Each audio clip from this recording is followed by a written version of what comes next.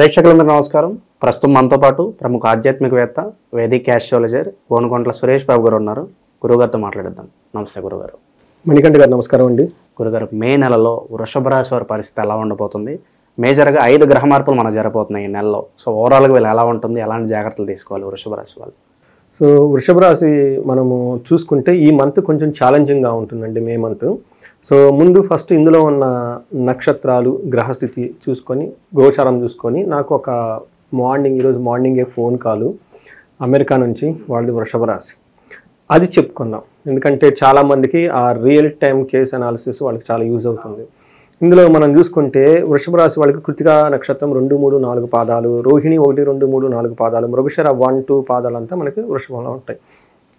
పేరు బలం కనుక చూసుకుంటే ఈ ఊ ఏ ఓ వా వి ఊ వే ఓ అన్న ఈ సౌండ్ అక్షరాలంతా కూడా మనకి వృషభ రాశి కింద వస్తాయి.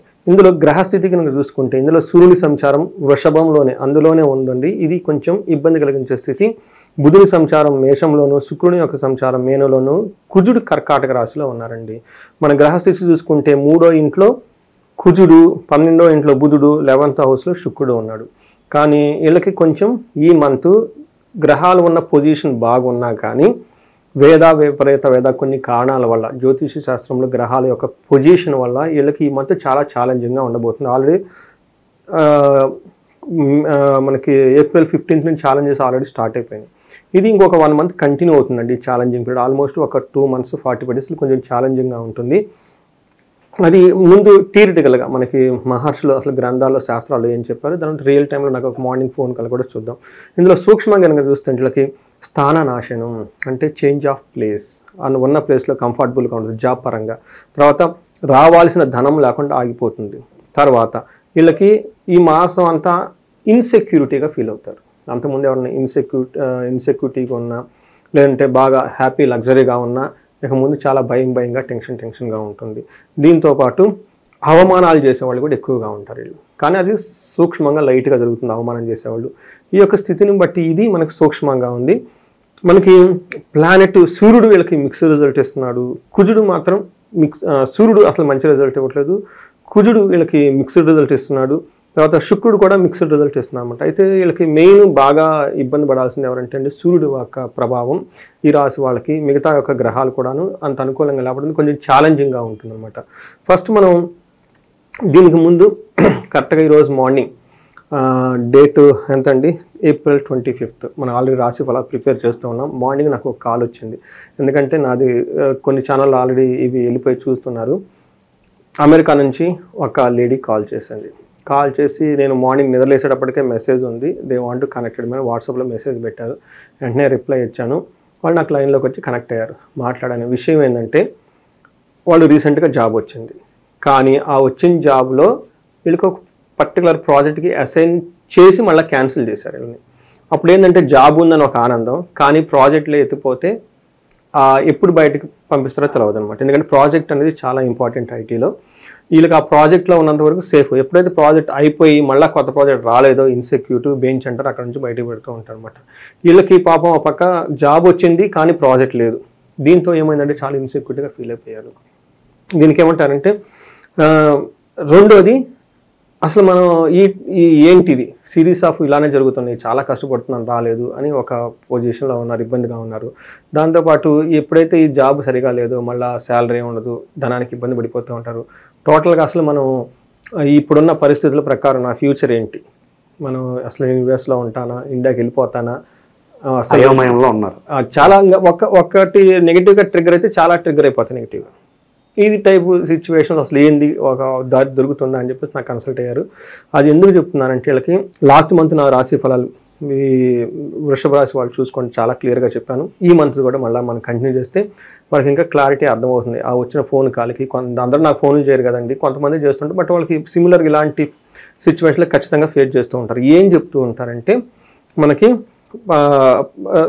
మనకి ఏం చెప్తారు, స్థాననాశనం 1వ ఇంట్లో ఉంటే చెప్తారు. ఇంకా మన డీటెయిల్ దేహార్తి, తర్వాత సత్వం, సంతాప కాలతిక్రమణ భోజనం, బంధుమిత్ర సుహృద్వేష. అంటే వీళ్ళకి ఏమవుతుందంటే హెల్త్ ప్రకారంగా సరిగా ఉండదు. ఎవరికో ఏదో జరిగి తద్వారా వీళ్ళకి బాధపడుతూ ఉంటారు. కాలాతిక్రమణ భోజనం, టయానికి భోజనం చేయకుండా ఇబ్బంది పడుతూ ఉంటారు. బంధువులతోటి, మిత్రులతోటి, స్నేహితులతో వీళ్ళే ద్వేషిస్తూ కూర్చుంటారు. తర్వాత ఏమవుతుందంటే చంద్ర రాశి గతే రవి అక్కడ ఉండటం వల్ల ఇలా వాళ్ళకి సరిగా ఉండదు. పర్టికులర్ ప్రొఫెషనల్ మ్యాటర్స్లో చాలా ఇబ్బంది పడుతూ ఉంటారు.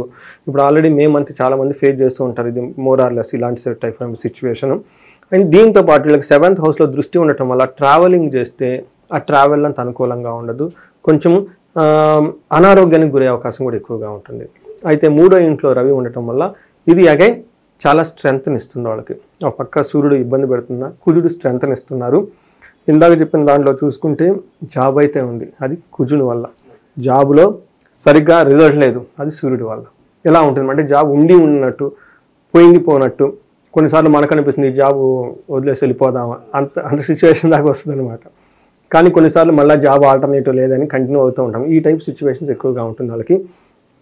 3వ ఇంట్లో ఉండటం జాబ్ ఏమవుతుందంటే 3rd హౌస్లో ఉండటం వల్ల ధనలాభము, ఆరోగ్యము, కోరుకునే అన్ని పొందుట, తర్వాత ధైర్యంగా ఉంటారు. షాపింగ్లు కనుక చేస్తే బంగారం అవన్నీ కొనే అవకాశం చాలా ఎక్కువ మందిగా ఉంటుంది. వృషభ రాశి వాళ్ళకి నేను లాస్ట్ 2-3 మంత్స్ నుంచి కంటిన్యూ చెప్తున్నాను, బంగారు వస్తువులు కొనే అవకాశం వృషభ రాశి వాళ్ళకి చాలా చాలా ఎక్కువగా ఉంది. అయితే వీళ్ళకి దృష్టి 6వ ఇంట్లో ఉండటం వల్ల కీర్తి ప్రతిష్టలు ఉంటాయి, వివాదరహితంగా ఉంటారు, శత్రువులు అయితే వాళ్ళు అయితే ఉండరు. ఓవరాల్గా ఒక పని అయితే గడిచిపోతూ ఉంటుందని మనం చెప్పుకోవాలి. 10వ ఇంట్లో అగైన్ దృష్టి ఉండటం వల్ల ఇది ఉద్యోగంలో చాలా టఫ్ సిచ్యువేషన్ ఫేస్ చేస్తారు. ఇందాక సూర్యుడు కూడా అదే చేస్తున్నాడు. కుజుడు అన్ని విషయాల్లో భావిస్తున్న జాబ్ విషయంలో ఇబ్బంది పెడుతూ ఉన్నారనమాట. మనకి శుక్రుడు కనుక చూస్తూ ఉంటే ఓవరాల్గా 11వ ఇంట్లో శుక్రుడు ఉండటం వల్ల ఏమవుతుందంటే సో పుష్టిం కాంతిం తదా కీర్తిం ఇష్టసిద్ధి కార్య సాధకం క్షీరాన్న భోజనం కుర్యాత్ శుక్రైర్ ఏకాదశి ఫలం. ఏకాదశిలో కనుక శుక్రుడు ఉండటం వల్ల ఏమవుతుందంటే పుష్టిగా ఉంటారు, కాంతివంతంగా ఉంటారు, ఎప్పుడు కీర్తి ప్రతిష్టలో ఉంటారు, ఇష్టసిద్ధి కార్యం అనుకున్న పనులన్నీ చేసుకుంటూ ఉంటారు, చక్కగా పార్టీలు ఫంక్షన్లు అన్నీ చేస్తూ ఉంటారు అనమాట. అంతేకాకుండా 5th హౌస్లో వీళ్ళకి శుక్రుడి యొక్క దృష్టి ఉండటంతో పిల్లల విషయంలో కొంచెం జాగ్రత్తగా ఉండాలి. Plus higher level of strategies చేసిన భవిష్యత్తు గురించి సంబంధించిన ఇష్టమైన ముఖ్యమైన నిర్ణయాలు తీసుకోలేక ఇబ్బంది పడిపోతూ ఉంటారనమాట. ఈ 2 విషయాలు ఛాలెంజింగ్గా ఉంటాయి. మిగతా అన్ని విషయాలు స్థితి ప్రకారంగా చూసుకుంటే ఒక జాబ్ విషయంలో చాలా కేర్ఫుల్గా ఉండాలి. మిగతా అన్ని విషయాలు వీళ్ళకి ఓకేగా ఉంటుంది. అయితే నక్షత్రం ప్రకారం చూసుకుంటే అడుగుతారు క్వశ్చన్. గురుగారు ఈ రాశిలో ఏ నక్షత్రాలు ఉంటారు, మరి వాళ్ళకి ఎలా ఉండబోతుంది? ఇందులో కృతిక, రోహిణి, మృగశిర 3 నక్షత్రాలు ఉంటాయి. ఇది వీళ్ళకి కొంచెం మిక్స్డ్గా ఉందని మనం మొదటి నుంచి చెప్పుకున్నాము. ఫస్ట్ కృతిక నక్షత్రం వాళ్ళకి సౌఖ్యంగా ఉంటుంది, సంపదలు ఉంటాయి, క్షేమంగా ఉంటారు. ఇది just be noted, you will be safe. అయితే ఛాలెంజ్ ఎక్కడ ఉంటుందండి, మృత్యు భయము, నాశనము, కలహము, గొడవలే అవకాశం ఎక్కువగా ఉంటుంది. సో ఇది మీకు చెప్పాము ఇందాక, ఆ జాబ్ ఉంటుందో పోతుందో, స్థితి ఉంటుందో పోతుందో, మృత్యు భయం అసలు ఉంటామా పోతామా. చూసారు ఇందాక చెప్పిన కేస్ స్టడీలో మృత్యు భయం అంటే అసలు మనం ఎన్నో ఆస్తి ఎక్కడికి వచ్చామో అసలు ముందుకు వెళ్తామా పోతామా, అదే కదండి. సో అసలు ఏంటి నా పరిస్థితి. సో అండి అందుకని ఇవన్నీ మనకి కోరిలేట్ కాంపరెంట్ చేస్తూ ఉంటాం. అంత అంత గ్రేట్గా మన మహర్షులు ఎప్పుడో రాశాను, 4-5,000 years బ్యాక్ రాసిన. ఇప్పుడు చూడండి ఎంత బాగా అవుతుందో. అందుకే మన రియల్ టైంలో జరిగే దాటికి ఇది కాంపరెంట్ చేసుకోవాలనే ఒక కెపాసిటీ మనకుంటే అద్భుతంగా అండి. జ్యోతిష శాస్త్రం ఇచ్చినంత క్లారిటీ, అండర్స్టాండింగ్ ఎక్కడేది ఇవ్వదండి. నేను ఆ క్లయింట్కి డేట్ వైజ్ మొత్తం ఇచ్చాను. ఫస్ట్ డేస్ May 14, తర్వాత 30 సూర్యుడు మాట్లాడు ఈ డేట్లో, ఆ తర్వాత ఇది, ఆ తర్వాత ఇది, టోటల్గా స్టెప్ బై స్టెప్ 1 year తర్వాత ఎలా ఉంటారు, 2 year తర్వాత ఎలా ఉంటారు, మొత్తం రోడ్ మ్యాప్ అంతా ఇచ్చేసాను నేను. ఇచ్చేసి ఎనీ పర్టికులర్ టైం ఇది ఈ ఫ్లోలో పోతూ ఉంటే యు ఆర్ ప్రోగ్రెసింగ్, సమ్వేర్ ఆ ఫ్లోలో గ్రోత్ లేదు అంటే you just call me back, something wrong, I will correct it, I will help you. ఎందుకంటే ఆ విధంగా మన క్లయింట్కి ఎండ్ టు ఎండ్ సపోర్ట్ ఇవ్వాలంటే అది ఇవ్వగలగాలండి మనం. ఆ ధైర్యం. నాకు వెంటనే మెసేజ్ పెట్టారు, థ్యాంక్ యూ పంతులు గారు, లోకల్లో పంతులు అంటారు, థ్యాంక్ యూ పంతులు అంటే రకరకాల పేర్లతో, కొంతమంది నన్ను సిద్ధ అంటారు, కొంతమంది గురువు గారు అంటారు, కొంతమంది పంతులు అంటారు, కొంతమంది హాయ్ సురేష్ అంటారు, రకరకాల పిలుస్తూ ఉంటారు. పాపం వాళ్ళది బేసికల్ ఆంధ్రాలో సమ్ పార్ట్. థ్యాంక్ యూ అండి పంతులు గారు, మీతో మాట్లాడిన తర్వాత చాలా సంతోషం అనిపించింది, మీరు వీడియోస్ చాలా సింపుల్గా ఉన్నాయి, ఇంకేదన్నా ఉంటే మిమ్మల్ని కాల్ చేస్తున్నట్టు, ఓకే సంతోషం, శుభం, కాల్ మీ బ్యాక్, ఆ మెసేజ్ పెట్టామన్నమాట. సో వీళ్ళకి రోహిణి నక్షత్రం వాళ్ళకి చూడండి, మృత్యు భయము, నాశనము, కలహము, బట్ క్షేమంగా ఉంటారు, సౌఖ్యంగా ఉంటారు. డోంట్ వరీ టూ మచ్, ఎక్కడికి వెళ్ళిపోరు. ఈ ఛాలెంజ్ చూస్తున్నంత మాత్రాన. మృగశిర నక్షత్రం వాళ్ళకి లాభప్రదంగా ఉంటారు, సౌఖ్యంగా ఉంటారు, వస్త్రలాభం ఉంటుంది, క్షేమంగా ఉంటారు, ఛాలెంజెస్ 2 ఉంటుంది, మృత్యు భయము, కలహము. చాలామంది నాకు ఫోన్ చేశాను, ఏమంటే మృత్యు భయం అనగానే మేము పోతాం ఏంటని. ఇక్కడ మీనింగ్ అది కాదండి. సంస్కృతంలో చాలా మాటలకి చాలా చాలా మీనింగ్లు ఉంటాయి. ఇక్కడ మృత్యు అంటే ఆగిపోతాం. ఓకే, ఏదైనా మన గ్రోత్ కానీ అభివృద్ధి కానీ మనం తలపెట్టిన ప్రాజెక్ట్ కానీ అది అంతటితో ఆగుతుంది. అయ్యో ముందుకు వెళ్తామా లేదన్న భయం, ఈ భయమే మృత్యు భయం అంటారు దాన్ని. అంతే తప్ప వేరే ఫిజికల్గా అవుతారని కాదు. చాలామంది మొదట్లో మిస్అండర్స్టాండ్ చేసుకున్నారు. ప్లీజ్ అలా మిస్అండర్స్టాండ్ చేసుకోవద్దు. తర్వాత వీళ్ళకి రోహిణి నక్షత్రం వాళ్ళకి కనుక చూసుకుంటే కేతు వల్ల కార్యహాని అయ్యే అవకాశం ఎక్కువగా ఉంది. బట్ మిగతా అన్ని గ్రహాలు ఓవరాల్గా బాగున్నాయి. కృతికా రోహిణిలో సూర్యుడు ప్రవేశిస్తున్నాడండి. సూర్యుడు ఏదైనా నక్షత్రం మీద ప్రవేశిస్తే వాళ్ళకి సూర్యుడు చెస్ట్ రిలేటెడ్ ప్రాబ్లమ్స్ని క్రియేట్ చేస్తూ ఉంటాడు. అది ఏ విధంగా అంటే సివియర్ గ్యాస్ట్రైటిస్ రావటం, దాంతోపాటు చెస్ట్ పట్టుకున్నట్టు ఉండటం. చాలా కేర్ఫుల్గా ఉండాలి, ఎందుకంటే చాలామంది హార్ట్ రిలేటెడ్ పేషెంట్స్ ఎక్కువగా ఉంటారు. వాళ్ళు స్టంట్లు వేయటము. వీళ్ళకి ఏం చేస్తారంటే అందులోని ఇది మనకి సమ్మర్, వాళ్ళు కొంచెం మంది తట్టుకుంటారు, తట్టుకోలేరు. అందుకని ప్రికాషనరీగా ముందు జాగ్రత్తగా ఈ 2 నక్షత్రం వాళ్ళు, కృతికా రోహిణి నక్షత్రం వాళ్ళు చక్కటి ఫుడ్ తీసుకోవటం, డైటింగ్ చేసుకోవటం, తర్వాత మనకి ఆయిల్ ఫుడ్స్ అన్ని అవాయిడ్ చేయటం, మసాలాలని అవాయిడ్ చేయటం, చాలా సాత్వికరమైన ఫుడ్ చేస్తూ, జాగింగ్ చేస్తూ, మంచి ప్లేస్లో ఉండటం, ట్రావెలింగ్ అన్ని అవాయిడ్ చేయడం చాలా చాలా ఇంపార్టెంట్. ఇన్ కేసు వెళ్ళినా కానీ చాలా కేర్ఫుల్గా అక్కడ ఎండగా తిరగకుండా ఉండటం చాలా చాలా ముఖ్యం.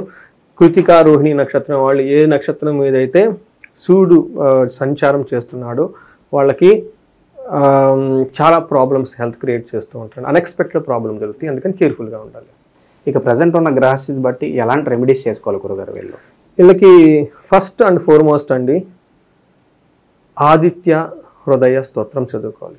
ట్రస్ట్ మీ, ఇందాక వాళ్ళకి నేను ఇచ్చిన రెమెడీ ఇదే. పాప వాళ్ళు నా డబ్బులు కూడా పే చేశారు, ఇలా నేను ఫ్రీగా చెప్తున్నాను.